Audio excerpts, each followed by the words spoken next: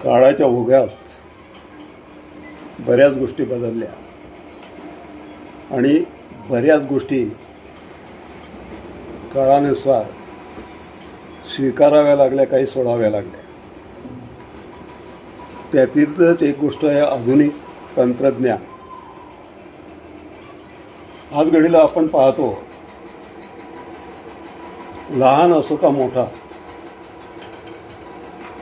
एकही व्यक्ती मोबाईलशिवाय राहू शकत नाही. आहे, गरज आहे त्याची, नाही असं नाही, पण त्याचा सर्वात मोठा दुष्परिणाम होतो आहे ते तुमच्या 1 ते 4 वर्षाच्या बालकांवर. आज घडीला बालसुलभ भावनाच मुलं विसरली आहेत. मैदानी खेळ त्यांना नकोसे झाले. सारखं एका ठिकाणी बसून तासनतास ते बघत बसणं, जे त्यांच्या मानसिक आणि शारीरिक स्वास्थ्यासाठी अतिशय हानिकारक आहे. बरेचसे उदाहरणं आपण सोशल मीडियातून पाहत आहोत. आता परवालाच एक व्हिडिओ असाही आला की त्या मुलाच्या हातातून त्या आईने मोबाईल घेतला. फार तर ते 4-5 वर्षाचं मूल असेल,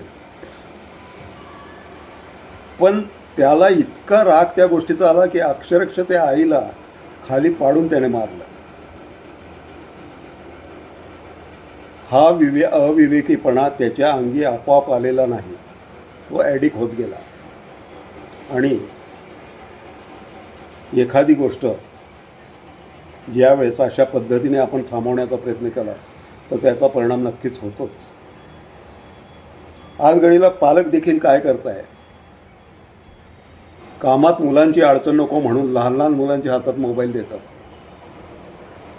ते पाहत बसतात. पण नंतर होतं असं की जेवण जरी त्यांना दिलं तरी समोर मोबाईल हवा, त्याशिवाय ते जेवत नाही. किंवा त्यांना सांगितलं की तू खेळायला जा, अजिबात खेळणार नाही. सदा ना कदा तो मोबाईल हातात. दूर कशाला, माझी एक 4 वर्षाची नात देखील त्याच पद्धतीने करते. आज घडीला मोठ्या बहिणीने काही केलं किंवा आईने जर मोबाईल हातातून घेण्याचा प्रयत्न केला तर तीसुद्धा तशीच ॲग्रेसिव्ह होते. म्हणून अशा गोष्टींपासून मुलांना दूर ठेवलं पाहिजे, काळाची गरज आहे.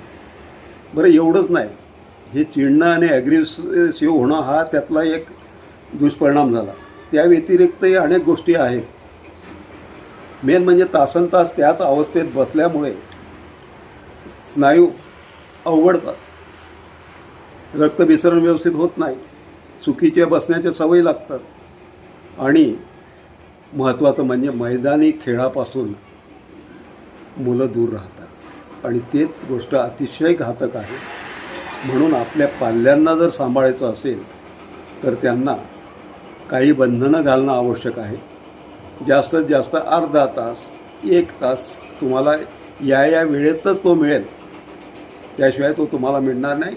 त्यांना अगदी निक्षून सांगितलं पाहिजे आणि त्यांच्या मनावर ते बिंबवलं पाहिजे.